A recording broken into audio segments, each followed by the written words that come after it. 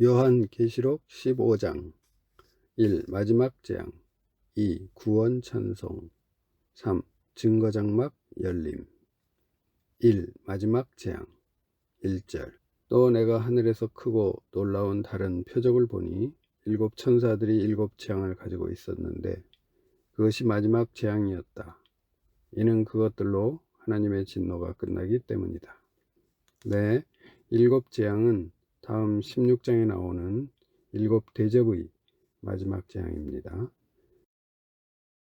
2. 구원 찬송 2절 내가 또 불이 섞인 유리바다 같은 것을 보았는데 짐승과 그의 우상과 그 이름의 수를 이긴 자들이 하나님의 검고를 가지고 유리바닷가에 서 있었다.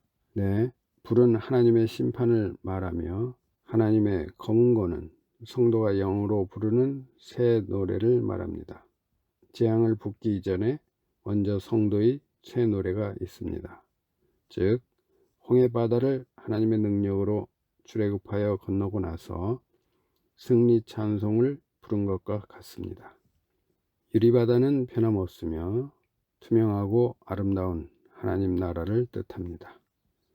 바다에서 올라온 짐승과 땅에서 올라온 짐승들을 말씀으로 이기고 더러운 세력과 더러운 우상에게 절하지 않는 자, 그 짐승의 이름이나 그 이름의 숫자를 갖지 않은 자가 유리바닷가에서 찬송을 부릅니다. 3절 그들이 하나님의 종 모세의 노래와 어린 양의 노래를 부르며 말하였다. 주 하나님 전능하신 분이시여 주님의 일들이 크고 놀랍습니다. 나라들의 왕이시여 주님의 길들은 의롭고 참되십니다. 네, 모세의 노래는 하나님 계명의 말씀을 뜻하고 어린 양의 노래를 부른다는 것은 구속함 받은 것을 감격 감사하는 것을 말합니다. 만능의 하나님께서 하늘의 지혜와 능력으로 죽을 목숨들을 완전한 영원한 생명으로 건져 주셨습니다. 4절 주님, 누가 주님의 이름을 두려워하지 않으며 누가 주님의 이름을 영화롭게 하지 않겠습니까? 이는 주님만이 거룩하시기 때문입니다. 만국이 와서 주님 앞에 예배할 것이니 이는 주님의 의로우신 일들이 나타났기 때문입니다. 네, 당연히 주님의 이름이 거룩히 여김을 받으셔야 하며 많은 사람들이 구원을 받는 것은 주님의 의로우심입니다.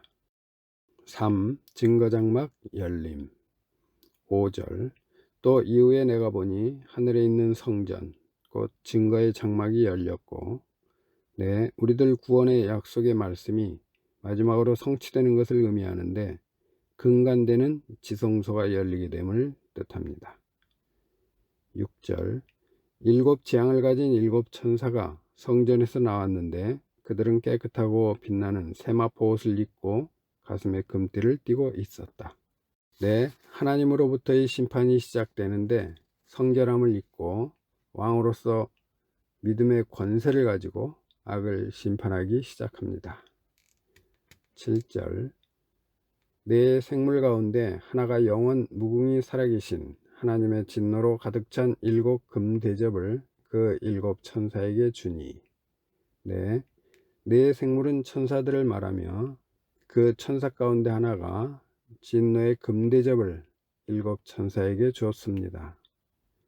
이는 역사적으로 지금까지 쌓아놓은 죄악들을 일시에 하나님의 진노로 심판하십니다. 마태복음 23장 35절에 그러므로 의인 아벨의 피로부터 너희가 성소와 제단 사이에서 죽인 바가랴의 아들 사가랴의 피에 이르기까지 땅에서 흘린 모든 의로운 피가 너희에게 돌아갈 것이다 했습니다. 8절 성전이 하나님의 영광과 권능으로 인해 연기로 가득하게 되어 일곱 천사의 일곱 재앙이 끝날 때까지 아무도 성전에 들어갈 수 없었다.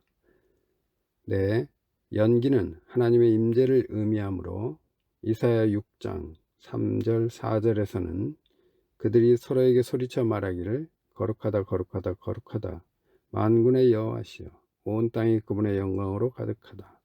그 부르짖는 자의 소리로 말미암아 문지방의 터가 흔들리며 그 그 성전이 연기로 가득 찼다 했으며, 출애굽기 19장 18절에서도 시내산에 연기가 자욱하니 이는 여호와께서 불 가운데서 그곳에 내려오시기 때문이었다.